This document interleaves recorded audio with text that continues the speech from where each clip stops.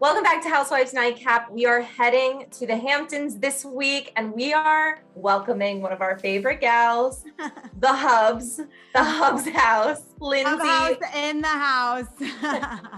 We are so excited to chat with you because I'm obsessed with Summer House. I have been for so many seasons, but I feel like people are finally like waking up on it. Like the people were sleeping on it, and now they're like, oh wait, Summer House is like one of the best shows on Bravo. And I'm like, yeah. Well, I think that we're in this sweet spot of being really relatable. And if you can't necessarily relate to me on something, you can relate to somebody else in the house. So, and even if you're, a little bit older and maybe in like middle age, you look at us and you're like, I used to do that. Like it might've been, in this town or this, beach town or this area of the Hamptons, but I 100% did that with my friends as well. But we have to start off with the best part, which is that you and Carl are officially a couple. And we're just so happy about that. Yeah, same. So are we. It was a long journey, very circuitous, but we're here. I feel like as a viewer though, like I feel like I knew this all the time, like the whole time. I was like, this is gonna happen. And we asked Carl like a couple years ago. No, like a year ago. So what's up? And he played it so cool. Like he was like, we're just friends, like, You could tell, but literally Emily and I were like, he thinks a little bit more of Lindsay. I don't know if he realizes it now, but he's going to realize it. Even totally. And you kind of just like, as females, we're a little bit more forward thinking and you're like, all right, well, one day this guy is going to wake up and realize. But even this summer, I'm telling you, like it didn't cross my mind either that there was any underlying romantic feelings that were still maybe there for me or for him. I don't think like we didn't kiss, hook up, do anything whatsoever until all of a sudden just the universe and timing came together in this very natural, organic way. And something kind of just clicked for both of us where what was maybe subconscious became more conscious. And you guys get to see that moment. So it's exciting. I mean, this is, I think, what they make rom-coms out of, It so is. You know what I think is really important to point out too, is like Carl worked really hard on himself and got really clear-minded. And I think that when you do that work on yourself, things just fall into place. And he saw you clearly.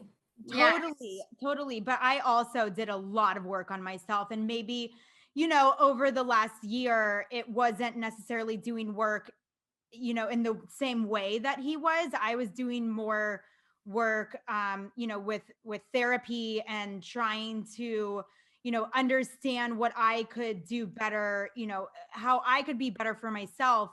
So that I would stop picking the wrong men. And so I did a lot of work too. And when you do that work and him and his area of work and me in my area, you kind of just learn that the universe, like once you give everything to the universe and in a positive way, and you're putting that effort in, the universe will give it back to you. And you just have to trust that the universe will take care of you. And I think that's what happened. And it's just like, it's so wild to really think about it. And I know I said this on Watch What Happens Live last week. Like, I think there were still feelings on both of our sides, just based on how much we spend time together. And we literally have spent all of the holidays together for the last couple of years. We live in the same building, and we just always had so much fun with each other. But I think timing just happened. And finally, the universe was like, okay, they're both ready now. But I will say, I truly believe I had to go through the summer exactly how I went through it. And he had to do the same for everything to finally click. Because, we're watching Summer House now, and it's like, Lindsay's having fun. She's like single, ready to mingle. And we're like, Carl, when is Carl going to come in? Yeah, we're like, this is weird. I feel like it's like wrong. I'm like, Lindsay, he's right there. I know. No. Well, it was, Oh gosh, I know. And well, first of all, like you're still gonna see, like I really had a lot of fun with no strings attached last summer. Good. I'm glad you As did. should. Yeah. So and like it's kind of awkward. I'm not gonna lie. Like I'm even last night's episode, I'm watching, and I'm like, I'm really sorry you have to watch me so single. And he was like, don't even worry about it. And it's awkward because I'm in just such a different place now. But I still wouldn't take any of it back. Okay, so the big question is Carl the one? Are you guys talking like future wedding? Like what, like I don't know. Where are you guys at? We need the tea. I mean, for me, yeah, Carl's definitely the one. I think he's always been the one for me. And no, we don't really talk about future as far as engagement, marriage, babies, you know, the typical Lindsay line. But we do want the same things in our future, and we want those things with each other. So when you have that, you know, stability and security within your relationship, and it's just so like it's like a calm happiness. We're together all the time, and you know, we're just very much in love, that I don't really feel the need to like, you know, put pressure on those big ticket items, because I know they'll happen when the universe is ready for them to happen. So I just don't feel the need to force them. Which makes sense, because in the past we have seen you like have your check mark, and like it's been this certain amount of months, like, you know, so I feel like that's like a really good sign then, because you're just like letting it go. Yeah, I mean, listen, like I think like most women, right? Like we feel this pressure on us that is sort of like this, it stems from like generations past, right? Like that's our job in life, is to, you know, like get married and have babies. And no matter how much of a modern woman I am and independent and strong, whatever title you want to put on it, I still, no matter what, have a ticking time clock, you know, that you know, eggs. Like I still have to reproduce, and I have a certain amount of time. So I always put a lot of pressure on that. And so much so that I almost forced certain situations with the wrong relationships. So once I again did that work to realize why I was doing that, and to start feeling better about letting that go, you know, I just don't feel that sort of pressure anymore within myself.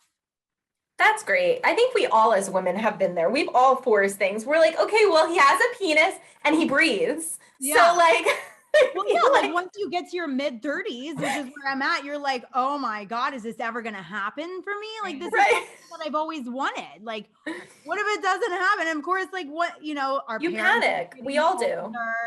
And they're just like, hello, you know, it's like, listen, I already put enough pressure on myself. So anyways, timelines are out the door, threw those out. And yeah, we just don't need them anymore. I love that. I love to hear it, but I do. Okay, so there's so much going on. We could talk about Carl and you this whole time. Yeah, we love it. Obsessed with you guys. But we do need to talk about some other things going down in the house this season. So it looks like you and Sierra are gonna have this pretty epic fight. What goes down with that? I mean, of course, you're gonna have to see, but I don't know. I don't think that the punishment matches the crime, to be honest. Okay. Kyle and Amanda are having a hard time right now. It's like really sad to watch because we know they get married. But were you involved in any of that? Did you know? Because I don't see you talking to Amanda at all, but I'm sure you knew that they were having a really hard time at that time. It's hard because, I mean, first of all, you know, as they're two of my best friends, and watching them fight just breaks my heart, because you never want to see, you know, your friends who are in a relationship struggle in that relationship. So it is hard to watch, just as their friend, and you know, but I do think everyone's rooting for them, and in the moment you kind of know there's conflict, but you don't always know the extent of it. We don't hear everything that goes on behind closed doors until we're actually watching it alongside the viewers. But as we know, it all turns out well. Yeah. And we got them down the aisle, and I think they're in a really good place now. That's great to hear. Cause yeah, they tied the knot and they do look happy. Okay. So another like hot topic we want to ask you about is that you recently revealed Craig was hooking up with Kristen Cavallari, like, several months back. First of all, how did you know that? And second of all, why did you want to tell Paige? So that weekend, I wound up driving out to the Hamptons by myself. I was just in the car driving out, and I knew Craig was coming, and I wanted to see if Austin had changed his mind on coming or not. So I was like, oh, this is a good time. I have a few hours on my hands to drive. I'm by myself. So I caught up with Austin, and we talked about all sorts of things under the moon, like a typical Lindsay and Austin phone call, just catching up. And I asked Austin, I was like, by the way, I keep, seeing on all the gossip Instagram sites, like, that one week you're hooking up with Kristen, another week it's Craig. Like, who is it? What's going on? And he was like, funny you should ask. I have a lot of friends asking me that. I mean, we all see, we all read Dumois, and we all see, these other sites just sort of with sightings. And he was like, funny you should ask. I've been getting this question a lot. It was Craig, not me. And I said, oh, okay, cool, whatever. Like, didn't really think too much of it. And then once Craig came and I was watching Paige and Craig at the bar, I realized like she's really, really into him, a lot more, and she needs to kind of know what she's getting herself into. So I was trying to be a good friend. And if you look at the episode or watch it again, you see where I'm like, hey, are you guys exclusive? And then she brought up the rumors, and I was like, oh, I thought you knew. And so that's kind of how the conversation started. And I wound up saying, well, I thought you guys were just like a chill, like summer fling, super casual. Which is understandable because Paige and I forget had been Andrea are like, so it's understandable you might think that. Like, yeah, so like my intentions to know me is to know that my intentions are always good, and like just trying to be a good friend to everyone, right? So with Paige, it's like I initially thought that they were super casual and chill, but at the same time, I had just heard this, so I wanted to confirm with her that they were not exclusive. And then the conversation sort of led into that direction about the rumors that were going on. So I wound up telling her, just so she knew what she was getting herself into, and like, whatever. And that's how it got brought up. Well, it definitely shook up the house. Like stepping and shit. Like, sorry, I don't know if I'm allowed to curse or not, but you're fine. You're fine. Like it's like always by accident. I'm just like, oh God, what did I do?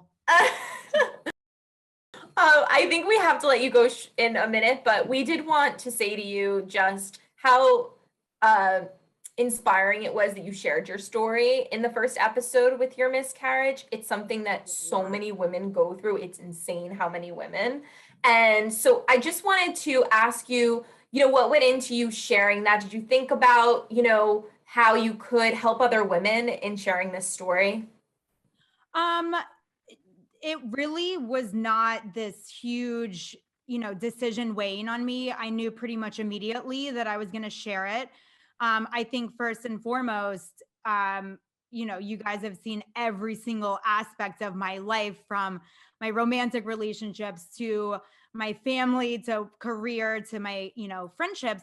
So for me to not share something where my behavior and actions throughout the summer are directly a result of something that had happened to me, it would have been doing viewers a disservice. But more importantly, I think that a lot of women unfortunately feel a lot of shame when they have a miscarriage, and it's actually a lot more common than people realize. I felt like I was in the position that I could help other women, by sharing my story and letting them know that it's not something that they should feel ashamed about, and that it happens to a lot of people and it should be talked about more.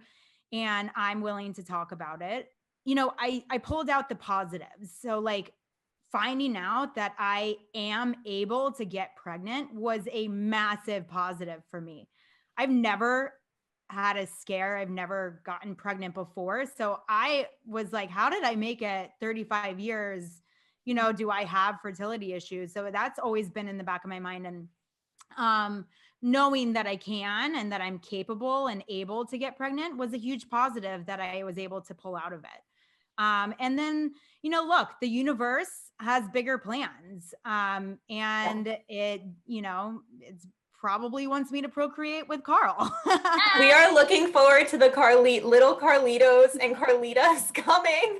Hopefully one day, whenever you guys are ready. The universe is on your side. Yes. Like, that's obvious. Yeah. Well, let me just be nice to the universe. Yeah, just moving forward.